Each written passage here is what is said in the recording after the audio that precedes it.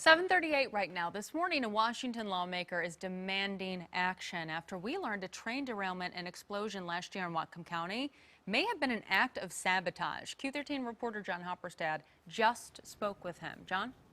Hi, Liz. Yes, Senator Doug Erickson not only wants hearings into this, he wants new legislation passed on what he calls violent disruptive protests he believes may lead to sabotage on trains hauling oil through our state. Now, 7 train cars carrying crude oil derailed last December near Custer, causing an explosion and fire, burned for hours there. Fortunately, no one was hurt. The FBI and the NTSB still investigating the derailment. According to KUOW, a Union Rail official told authorities the derailment was not an accident. I heard from people directly who work for the industry, both on the trains and for other types of activities, that definitely said this was not just an accident that occurred out there, that they definitely thought from the very start that this was an act of terrorism.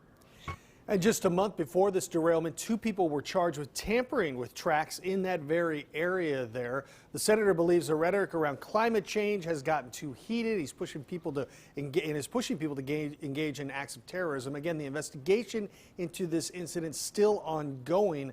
According to KUOW, a retired NTSB investigator told railroad officials what happened in Custer was indeed an act of sabotage. We've reached out to railroad leaders with BNSF, but have yet to hear back from them, guys.